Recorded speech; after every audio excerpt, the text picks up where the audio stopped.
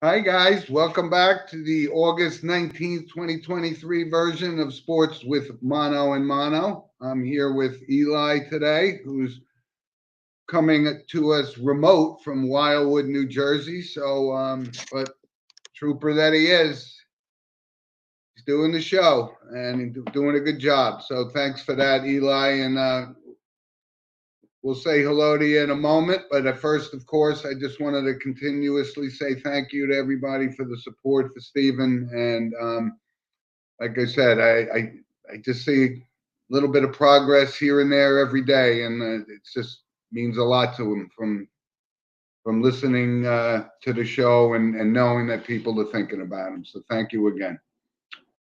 So let's jump in. There's actually a lot of stuff to talk about, even though it's kind of like in the midst, right? But we got a lot of things we can cover. I want to first say that our monologue this week is sponsored by Coriano Trucking of Summerhill, New York, who I believe I will be seeing next week, and looking forward to that for sure. Guy and Lily, and thanks for the support for the show. You've been with us since day one, and we appreciate it. So the monologue here, I like I said, we got a lot of stuff to talk about, but this is for our golf fans out there. And I had a conversation yesterday with a young man, Frankie, who's big time golf fan, and I want to bring this up because all the majors are done, which just seems kind of early, but they are done. PGA used to be in September, but they got all the majors, so we're in the midst of this FedEx Championship and all that kind of stuff. But I want to talk about the Ryder Cup, and the Ryder Cup this year. It's been a tumultuous, let's just say, year in golf, right? With the whole live situation, and it's just been chaotic, to be honest. I'm not even sure it's resolved yet, but the Ryder Cup is something special. It's every 2 years, and the U.S. is the defending champs here, but it means a lot. And the European team, of course, will be led by Jon Rahm and Rory McIlroy. Those are two pretty good guys to have on your team. And let's look at the U.S. team. So there's still some. Zach Johnson has some work to do regarding his picks. The big question will Justin Thomas, make that team as a captain's pick, even though he hasn't had a great year at all. So these are big decisions because that impacts whether some other guys are going to make it. But we're going to have some new faces in the Ryder Cup for the U.S. Right? We're going to have Brian Harman and we're going to have Wyndham Clark, who each won a major this year. But these are new guys, right? But you got to give them a chance at some point in time. Remember, McIlroy and Spieth and all these guys, even Tiger Woods was a rookie on the Ryder Cup at some point. But these kids have earned it. You're going to have the usual suspects, of course, for the U.S. Scotty Scheffler will 100% be there, and Jordan Spieth will be there. And there's going to be one live golfer, and it's funny we have to keep bringing that up, but it caused a lot of contention this year. But they're going to put all that aside to take on the Europeans because it's a big tournament for these guys. They're passionate about it, and both of them want to be the team on the 18th green after they wrap it up and pouring champagne over each other and going nuts like a frat house. But that's what it's all about, and it's a big deal. And this year it's in Rome, Italy, of all places. And I don't even know if I've ever seen a golf tournament from Rome before. So this is going to be awesome to watch. And yeah, from all Mike Garvey down in Naples and all of our other golf fans, Guy Coriano as well. Ryder Cup is coming next month, so we got a lot preparation beforehand to solidify who's going to be the team. But it's a big deal, and I would love for you guys to send us an email at Sports with Mono and Mono and give us your thoughts on the Ryder Cup and whether it's relevant to people that just like baseball or football or whatever. I think it's great. It's great for the country, and it'll be must see TV this year. And good luck to the U.S. So we'll see how that pans out. Like I said, captain is Zach Johnson this year, so he's going to have to make his picks within the next week or two. Looking forward to seeing who's going to be on that team representing the U.S. So Eli, let's. Are you a golf fan? Are you going to watch the Ryder Cup? I never watched golf before like that, but obviously with the writer strike going on, there's not a lot of new shows, so we might have to get used to these new type of sports that you don't really watch too often, or it might be on for like hours and hours that you don't really watch. So maybe I might take a look at how golf goes, but no, I haven't really been watching. And it's interesting that it's in Rome. So I know that's really cool. And like I said, I wanted to give a shout out to this young man, Frankie, that I was talking to it about. He's actually even contemplating going to Rome to see the Ryder Cup. That's how big this is. So yeah, I gotta start turning you around. You got to start learning some golf here, buddy, because I call it the fifth of the top sporting events, right? You got baseball, football, hockey, whatever. Yeah, now you got to get to that. Golf is right there. You got to start getting on board. And all right, your assignment is to watch the Ryder Cup. All right, I'll take a look at it. No problem. All right, good. So let's jump into Major League Baseball. It's kind of been a crazy situation, right? All of a sudden, the Mets are on a roll, and obviously they're too far behind, so it's not going to be relevant.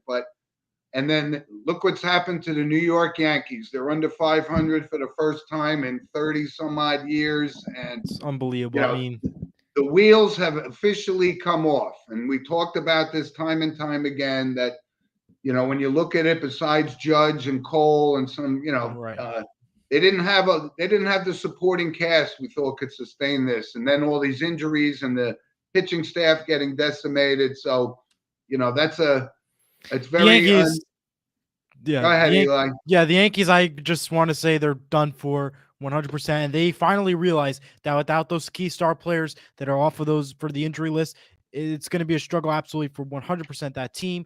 And the last, as of Tuesday, they went 60-60, and it was the first time where they went and lost 60 games straight since 1995. It was pretty incredible. It was a SportsCenter fact the other day.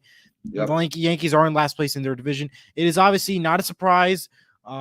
We all know it's coming, but it just goes to show that management needs to realize that your Yankees team isn't really that stable when it comes to the coaching. It really is stable because of the key players that you have on your team, and that is something to look out for when the trade deadline comes around, and for when times like Judge maybe either deciding to move to another team or retiring. So they just need to keep those things in mind. Obviously, this year is a washout. Just try to win some games is my motivation, I guess you could say, and just call it a night.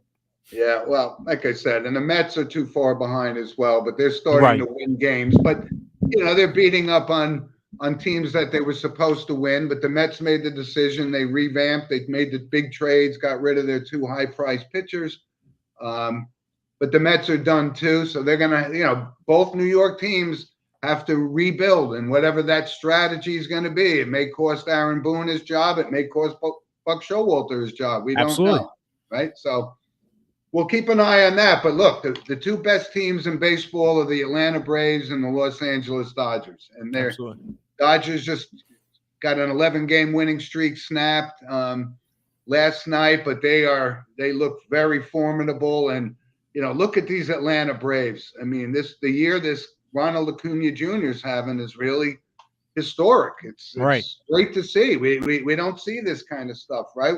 It kind of has gotten lost a little bit in the shuffle because Shohei Ohtani has been the premier figure in baseball this year, and talk about pending free agency. But Acuna Jr., absolutely the MVP in the National League, no question about it. So those two teams, it's hard to pick any other team to win the World Series. Right. And that is an excellent, great point you mentioned.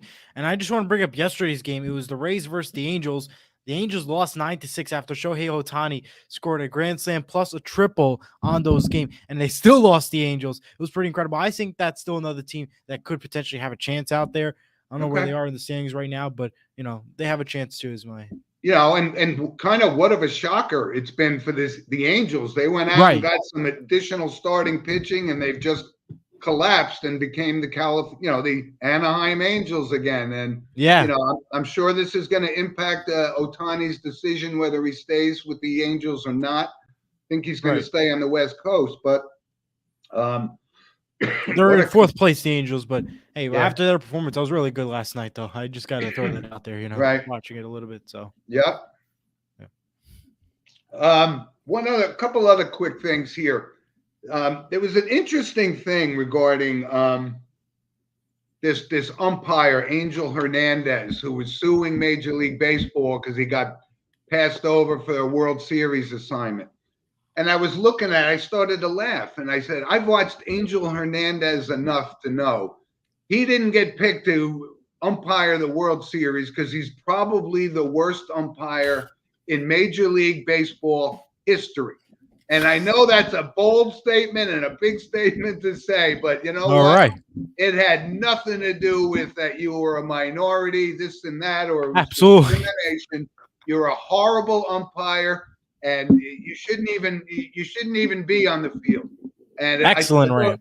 there was a little justice there because he was just looking for the easy way out kind of thing, and capitalize on this, and it was completely the opposite. So Wow. how about that, right? Great rant. Couple other quick things. So you mentioned Shohei Ohtani hit a grand slam last night, his second of his career. But you know what?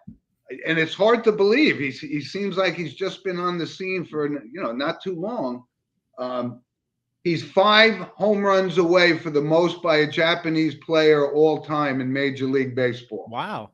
And take a guess. Who do you think he's 5 behind? Who's the all-time Japanese leading home run hitter in Major League Baseball? I got nothing. Hideki Matsui. Hideki Matsui. All right. For the Yankees. He came up for the Yankees. He played great, right? Wow. Isn't that an interesting fact? Right? Interesting fact. Wow. And that's a trivia contest. See who gets it. Exactly. Yeah. But here's also another one. They need writers for Jeopardy, so take it. Right. But here's another one. Yu Darvish is actually just became the all-time leading Japanese pitcher in strikeouts in Major League Baseball history. And you wouldn't think of that. You think he just got 2,000 or something, which is hard to believe. Right. But he passes Hideki Nomo, who used to pitch for the Dodgers. So 2 Japanese records have fallen. And, when you look at the Japanese players, probably the best hitter of all time was Ichiro, right, for the Mariners. Right. And while we're on the Mariners, how about this kid Julio Rodriguez, right? He had 9 straight hits going into last night. Then he got on an error, and then he got another hit the next time up. So this kid, we've talked about him. He is really going to be some kind of a player. And, absolutely. So Seattle's got to do everything they can to keep this kid. And Seattle's trying to wake up. They got their sports ready to go. You got the Seahawks, the Mariners, Kraken. They're all fighting, and they're those teams that are excellent teams that are always going to be that playoff spot going forward now. And they're trying to win themselves a championship, which hasn't happened since the Seahawks. And you watch. They're going to get an NBA team at some point down the road as well. Right. Because the fact that, they had one, they let him go, and that was kind of strange. But we have a comment from Jack. He said, happy birthday to his dad. Yes, happy birthday to him. Thank you for watching Jack. Again. And go Colts. Yes, tonight the Colts play. So good luck to them, and thanks for tuning in. Yep. Happy birthday, Jack, to your dad. No question. So anyway, let's move on, right? Baseball's in the down the stretch thing. A lot of things can happen. So let's move on. Let's talk about the NFL. And like you said, you guys, I could hear it in your voice. You're very optimistic about your Seattle Seahawks, as I am about my New York Giants, right? Absolutely. So that's what we do, right? And Julio's locked in Seattle through 2024, if that's right. FYI. Yep. That's correct. Yeah. And of course, anybody who's watching, please feel free to comment using the chats on YouTube, Twitter, and Facebook, wherever you're watching our show right now. So absolutely. Right. So listen, it was kind of a big week for the Aaron Rodgers New York Jets, right? I mean, they signed Dalvin Cook, which again, I was wondering whether or not it was a reflection that Breece Hall's injury, hasn't healed as quickly, but he seems to be ready to go. I don't think it changes the whole dynamic for the Jets, Dalvin Cook. I don't even think he's really the player that he once was. So, this could go the way of, you know, a disgruntled player, and it may not work out for him and Aaron Rodgers, but Aaron Rodgers wants it. But there's also a little bit of controversy. Aaron Rodgers is a little nervous that the Jets have an offensive line that could get him killed. And so now there's conversations. He did some Instagram stuff about David Bakhtiari from Green Bay, his trusted bodyguard on the offensive line for Green Bay for so long. But don't be surprised, because what Aaron Rodgers wants, Aaron Rodgers gets. So, and that's going to be the case for the next year or two, because Aaron Rodgers is going to be the star in the face of the New York Jets franchise. We all know they're not going to win no championship anytime soon, nor do I think that they'll be in the playoffs this year. But the way everything's been going, and it's been turning, the ball's been in favor of the New York Jets so far, especially with this extension for Dalvin Cook, which is signed for a 1-year deal. And he was the former running back for the Vikings, keep in mind. So this obviously going to be a huge year. Obviously, I wanted to watch Hard Knocks, the second episode, but I couldn't because I was down here in Wildwood. But I was so mad. I really wanted to take a look and see what Aaron Rodgers had to say, because that was going to be after the time Dalvin Cook signed. So I'm sure Hard Knocks had that little information. So I want to take a look at that episode when I get back home tomorrow, see how it what are his thoughts, Aaron Rodgers and the team, because that is a huge trade. That was one of two huge trades this week, and one of them went to the New York Jets, which is no surprise. Yeah, well, he signed as a free agent, basically. So Vikings didn't get anything for Cook. They had to release him. It was a financial thing. But, yeah, so there's a lot of other little things going on, right? Now, Zeke Elliott signs with the Patriots. Right. Two comments here. We have Giants are by far the better team that plays at MetLife. Offense looked really good yesterday. And also from Jeremy, get better, Stevie. Attaboy, Jeremy. Thank you, kid. Yeah. Appreciate it. Thanks, Jack. Also, yeah, so Zeke to the Pats, it's kind of an odd thing. It doesn't seem like it fits. I don't think he's obviously not the player that he once was, but you know what? No. Maybe, he can get something out of him. And, a 1-year deal worth up to $6 million is definitely a huge thing. Now, obviously, we know the Patriots aren't this team that really was like a standout last year, nor had this like quarterback like, oh, yeah, this is good. This is the chance. This is the year. But I don't know. I think it's like a weird trade. It might work out, maybe not. But we'll have to see and obviously wait. And Jeremy just said that the Jets are the Mets in regards to buying a team. You got it. And that's what makes me laugh, because people keep going, how many wins do you think? Everyone's picking the Jets to go 15-2. And I go, 15-2? Are you kidding me? Aaron Rodgers could have won one game last year with the Packers with having a great offensive line. I know. But you know what? For all he's caused, all the trouble and all the publicity that he's put on himself, he has to produce. And I just don't think people are aware that there's Patrick Mahomes, Josh Allen, and Joe Burrow in the AFC. Absolutely. And you got he's got to have to play those guys. Justin Herbert and Justin Tucker. Trevor Lawrence. Two quarterbacks. I didn't even bring him up. AFC is so loaded that it's not even funny. And the fact that Aaron Rodgers just jumps into the middle of the cut in the line is just going to make this AFC more fun to watch. NFC, you're not going to hear too much about this year. And I'm going to mark my word on that because of how much talent is added this year.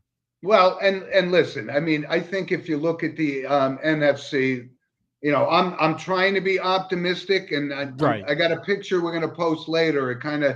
It'll be indicative of what,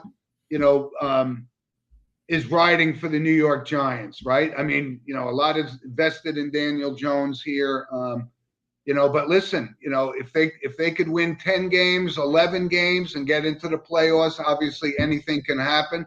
But I'm not naive to think that, the Giants could win 13 games this year, because the Philadelphia Eagles, they got to play twice. Right. The Philadelphia Eagles are definitely the best team in the NFC. Absolutely. And we're still looking at San Francisco, and yes, on paper they got a lot of good things, but we don't know what we're going to get from Brock Purdy, right? And Trey Lance doesn't seem to be the answer. So it's wide open in the NFC, but I think we'll keep an eye on it. But I think the main stories here as we enter in, and Eli and I will do our playoff picks and NFL show. next week or the week after, certainly before opening day. That's for But sure. you have these stories, right? It was a big year for quarterbacks in the draft, right? With C.J. Stroud and Bryce Young and Anthony Richardson and all these guys, and they're all getting the ball. They're all starting, because they were the number one picks. And Right. you know how that works. There's three of those guys right there. All three of them aren't going to work. So one of them's not going to, I think the one who's least prepared is Anthony Richardson in Indianapolis. So I think he may get off to a bumpy start. I think I didn't think he was NFL caliber ready. Two comments here. Jack said you're not wrong about Justin Tucker, most dangerous player in the AFC. And Jeremy also wrote, Trey Lamis seems like the bus unless a change of scenario. Yeah, scenery. Yeah. Yes, well, we're going to see about that. Like I said, you got the quarterback situation going into the NFL season, and you still have, the question mark in Tampa. Is it going to be Baker Mayfield? Is it going to be Trask? Who knows? Nobody seems to know, but how that's going to work out. But you know what? I'd go with Kyle Trask. I think we've seen enough of Baker Mayfield that I'm not in his camp anymore. That's for sure. Three other notes. We're going to talk about it, but and again, your Seattle Seahawks.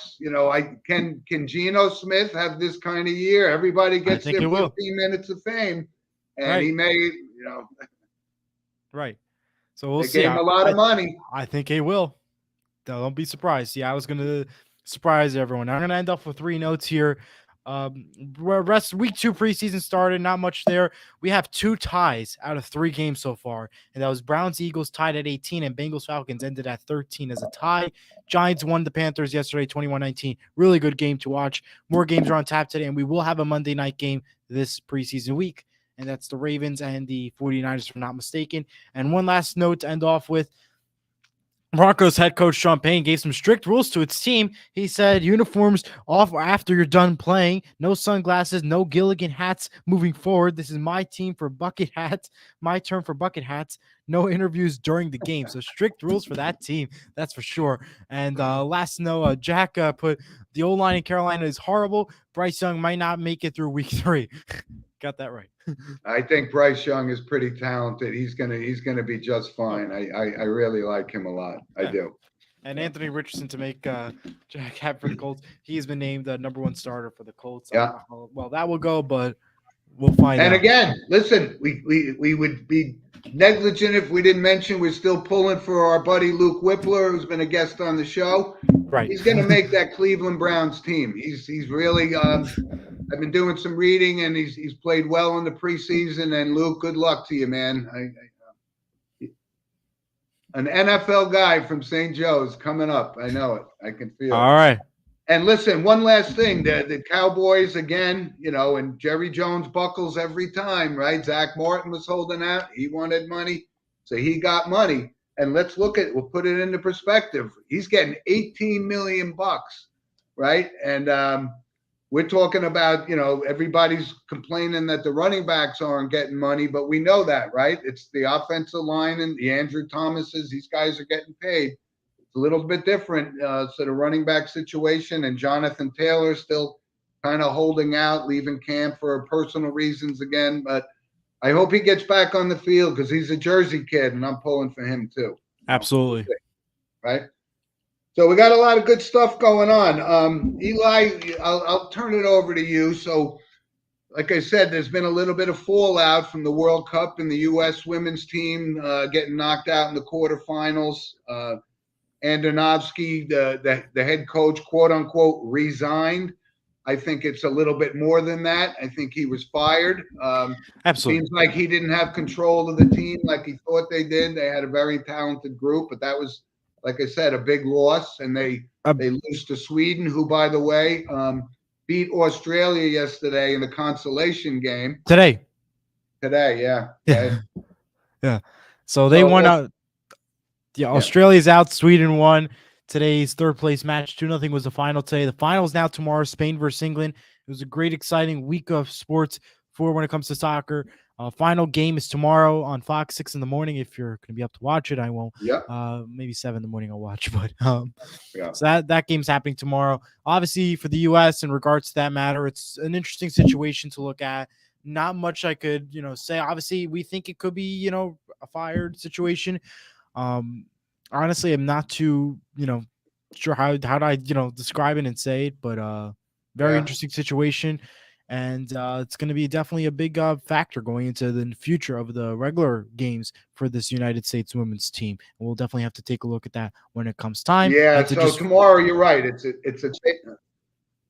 Yeah. Well, they're gonna have to rebuild. Yeah. right. And one last thing to end of the soccer world So of notes. the final tomorrow, right? Spain. Yes. Go ahead. Go ahead. Oh, okay. I was just gonna say, Messi tied Josef Martinez for most goals in Miami this season. That was just regular soccer, no, but I just gotta throw that out there because I just have it in my notes and I know. wanted to finish it up with soccer. Not a Messi fan, but just wanted to throw that out there because it's in the news. How could you not be a Messi fan? What's not to like about this guy? Not like a not Messi fan, but it's like not like I'm on watch him every 2 seconds like that. That's what I mean in regards to that matter. I got you.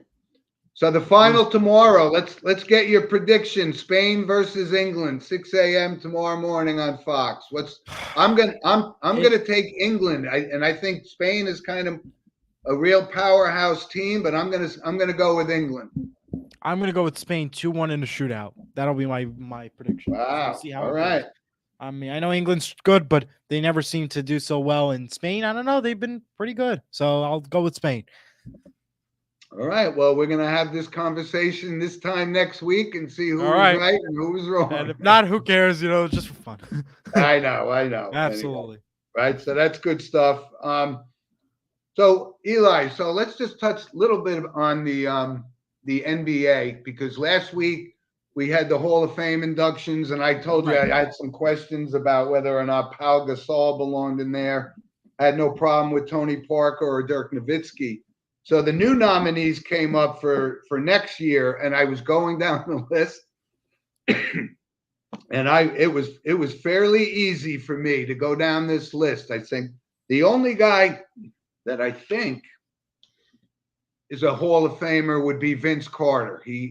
Obviously he didn't win an NBA championship, which is kind of a big void in a really stellar career. He was a very dynamic, probably one of the all-time greatest acrobatic dunkers of all time. So I don't have a problem if he gets nominated. But here's some other guys that are on this list, and I'm going to read the whole list, and I'm going to tell you, not one of them did I say, yeah, maybe he's a Hall of Famer, maybe he's not. Here's the not list: Chauncey Billups, not. No. Some of these other names, Jamal Crawford. Hall of Fame, Jamal Crawford. What are we running out of players that we have to even nominate? Yes. No chance. My guess. Sean Marion, again, had a good career and he was pretty dynamic, but played with the Suns and the best part of his career. Absolutely not. Joakim Noah, from Florida, and he played for the Bulls for a while. No, what are we kidding? No, absolutely not. And Amari Stoudemire, absolutely not. Come on. Wow. How about that list? We're already got a player, so apparently so. Soon it's gonna be us. We're gonna be in the Hall of Fame, but we don't even play basketball because of the way everything's been looking. That's right. So that's as deep as I want to go in the NBA, except for the whole. And we'll bring that up in random points of interest in a moment. But I just one the last NBA, I'll end with the NBA. The full schedule's out for the NBA. The tournaments, preseason, and group play-ins have all been announced, and there are going to be a lot of more ESPN and TNT game times this year. So keep a look at that. Yeah. So there's a couple other things I want to touch base on in basketball when we get to random points. And all right, we can move right into random points, which of course is sponsored by Lynch Toyota of Manchester, Connecticut. Loyal sponsor. Going to see sponsor Captain Lynch, going fishing sometime in September. Looking forward to that. But a couple of things. Yeah, let's touch base on those quick points that I had for the NBA, right? This whole FIBA, this World Cup basketball thing. I mean, does anybody watch this? Does this have any interest Honestly, at all? honestly, I never knew there was a FIFA basketball tournament until this year. I'm like, there's a basketball World Cup? Like And I listen, honestly I had no idea. I was like, really? because it's so irrelevant. It's just these guys Right. that just, and guys, they're not even the good guys. Like Giannis is not playing in No. it, and but I just brought that up because I see this and they put it on Sports Center, and I go, I don't think anybody cares about this at all, at all. Honestly, I didn't even know that was a thing until this year. Right, right. And So that was the just last thing, and again, this is funny because we got to bring James Harden's name up again, right? This whole fallout again with the Philadelphia 76ers, and now he calls Daryl Morey, who was his best friend for years and years and years, calls him a liar.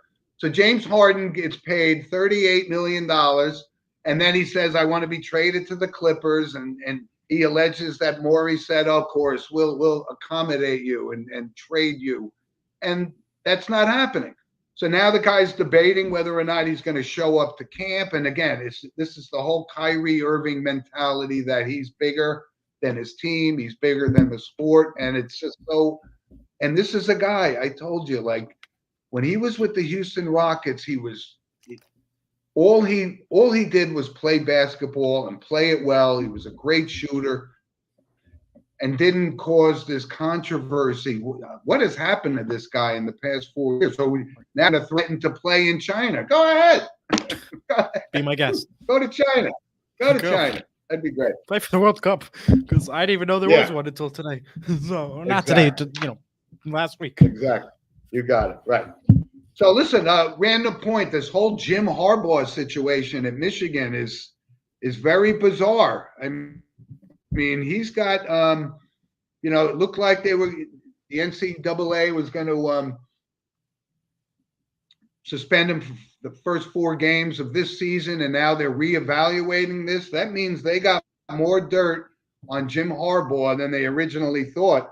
And Right. he's probably, this will get tied up in the legal ease side of the house, but he must have a lot of dirty laundry he's hiding, and it's starting to come out. So what could possibly happen is the 4-game suspension this season could be postponed until, and he may get Wow. suspended for the whole season next year, which Right. means he'll probably, if that's going to happen, he'll probably take a head coaching job in the NFL. It's a strange situation, right?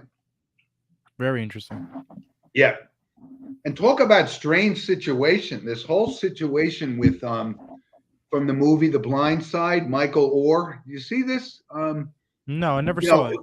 If you never saw the movie, it's a pretty good movie. It's very Sandra Bullock actually won an Oscar for her portrayal of this woman, right? But now it's starting to come out that there's a lot more to it than what we thought.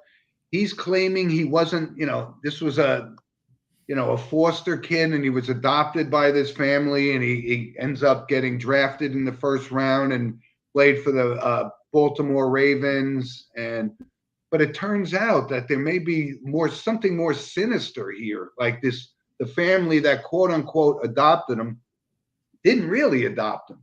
They signed him up for some like conservatorship where they were getting the money that he was making as a professional football player. It's a strange situation.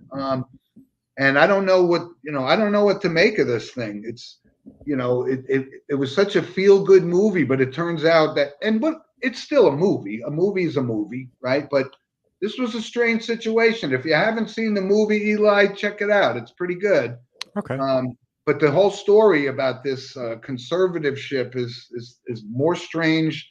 So somebody's being dishonest. It's either the family that quote unquote adopted him, or Michael Orr got somebody's trying to turn him against that family and claiming he didn't get the right, get the money that he was entitled to. Strange situation. Anyway.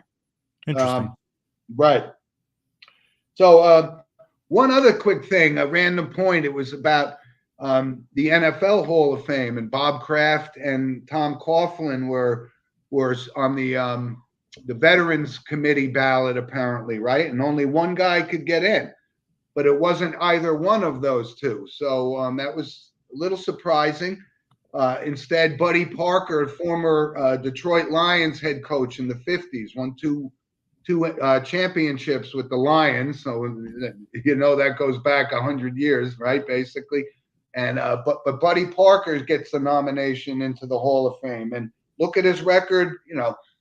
I know my father would know certainly who Buddy Parker was, but he was a little before my time, but he had a pretty good career, won 2 championships, but a lot of the buzz was about the snub for Coughlin and for Bob Kraft. So that was interesting.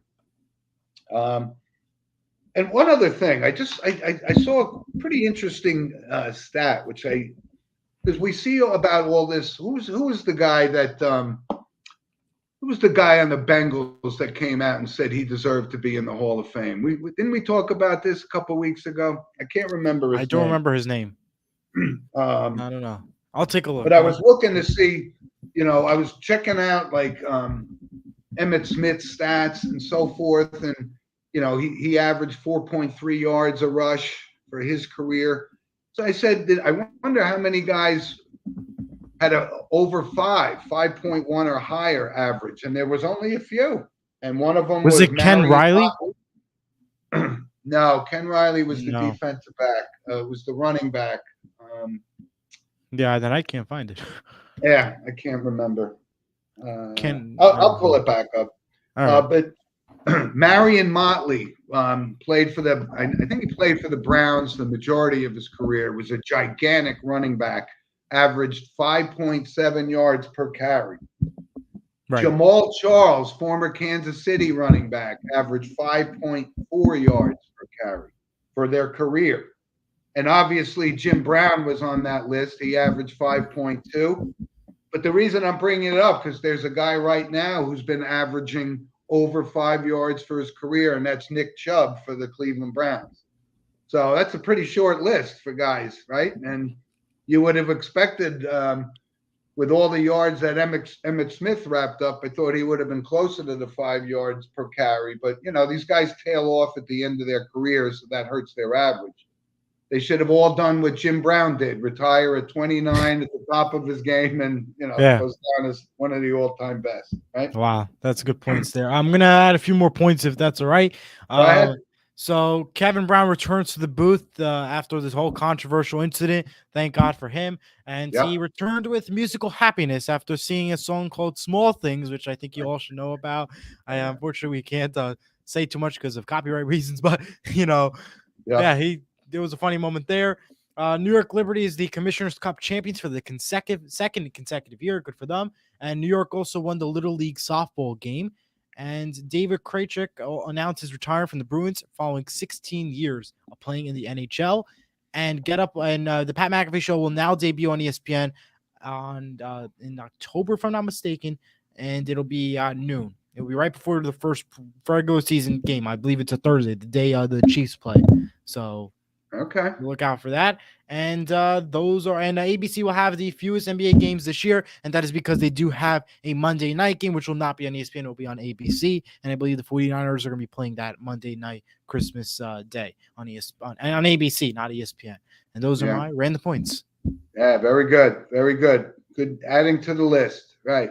So let's move on to our book recommendation. I have a very interesting book, and it does obviously tie to sports. It's it was called I want to make sure I got it right, because when I read it blew me away. It was called Outrage: The 5 Reasons Why O.J. Simpson Got Away with Murder.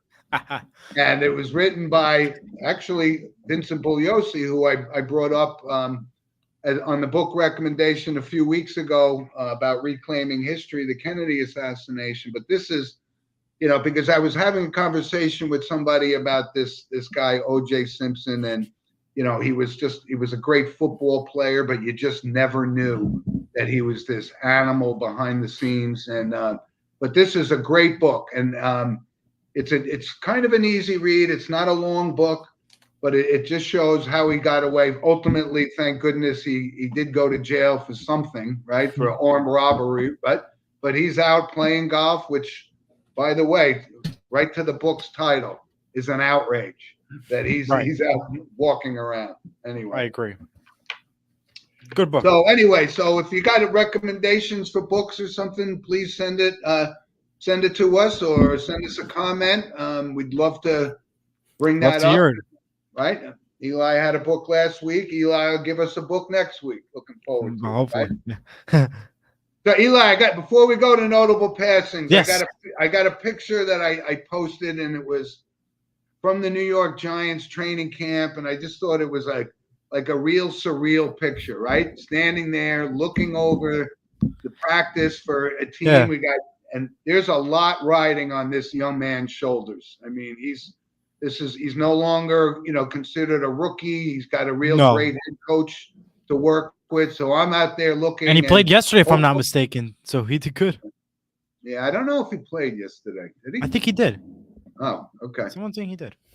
But here, from 18 weeks from now, we could see the sun setting if the Giants don't live up to the expectations. So I thought it was cool to go to camp. It was cool to see these guys, and I had an opportunity to make a comment to Coach Dable, who he acknowledged when I made it to him. I said it was finally good to have a real head coach back in New York, and he laughed about it. So he's got a good sense of humor, and he's fired. But that's, the pressure that's going to be put on Daniel Jones is going to be immense. So we'll see about it, right? Right. So you're right, Eli. Let's move on to our notable passings. And there was a couple, and I know this one was close for you. It was Alex Collins. He was a running back. He was a 3-year starter, 3-year 1,000-yard rusher at Arkansas, and had a pretty, 5-year career, but played for the Seattle Seahawks. And I think his best year was 2017. He had 973 yards rushing for the Seattle Seahawks that year. And 28 years old, died in a motorcycle crash. Crash in Florida, his birthplace. It's really sad. He was a round 5 draft pick for the Seattle Seahawks. He played a year in Seattle before going 2 years in Baltimore, then returning back for 2 more years in Seattle. Huge, crucial player for this team. It's sad. It really is. And it's hard to say goodbye to a great football player and a hard loss. So thoughts and prayers as always. 28 years old, right? There was also a notable passing. Now this goes back, but it was Bobby Bourne, who was 86 years old, right? Real tough, hard-nosed player for the Toronto Maple Leafs, and he was the last. He was on their last championship team back in the early 60s, and there was a great story that Game 6 went to overtime, and Bobby Bourne left the game earlier on because he had what ends up turning out to be a broken ankle, and he came back and scored the winning goal to send it to a Game 7, and which the Maple Leafs ultimately won. And the guy didn't have big numbers; he wasn't a scorer; he was a bruiser. Right. And but he was the last, last remaining guy from that Toronto team. But it was back in the 60s. But he won a couple of cups, and that's a big deal. So that's a big loss. And Eli, you mentioned one just before. I wasn't Rick Generay, right? Who was the Buffalo Sabres longtime announcer for many, many years. Just retired ultimately back in 21, I think, or 22. Yeah, so like he was 81 years old. He was a notable name. Most famous because when the Sabres were in the, I think it was the conference finals, Brad May scored a goal, and his famous moniker was Mayday, Mayday, Mayday. So that's what he was famous for. But he was a great broadcaster. 1942 was born, died 2023, age of 81. right? Good for him. Yep. And So there's a all couple prayers as from the always. world of hockey. Go ahead. I think you got another one for No, me. I think that's all I had. Oh, well, there was one other one from the world of music, and like I said, we lost Robbie Robertson last week from the band, and that was a big loss. That hit home for me and Steve for sure. But John Gosling was 75. He was former keyboard player for the Kinks, and the Kinks were, I mean, the Kinks were pretty damn big when Yeah. they were around. So I know your father probably knows who that is. So Yeah. I know your father knows who the Kinks are because I Yeah. know who the Kinks are, right? So that's good stuff. So you're on vacation. Tell us what you've been doing on your vacation. Yeah, I've been hanging out in Wildwood, New Jersey. It's been fun. We've been at the pool a lot, and we've been going to the boardwalk. Having some fun, hanging out and enjoying a fun time here in Wildwood. And what a trooper doing the show remote from his No vacation. problem. That's what we do on this show. We're here, come rain Absolutely. or shine, right? Rain or shine. But How no, about good you? stuff. And I appreciate, like I said, you're doing a great job. And of course, we'll be here next week. We got a lot of stuff. I'm looking forward to our NFL preview show. So Yes. you got to do your homework and stuff. Yes, I'm going to be doing it. Right. Yeah. And I know you probably got Seattle going to the Super Bowl. So Correct.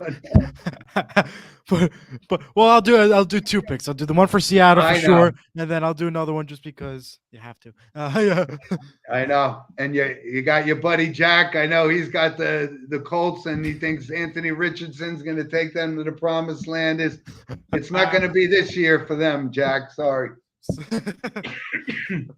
All right. Anyway, so thanks for joining us, folks. And again, appreciate all the comments. Thank you for all the support for Steve and Eli.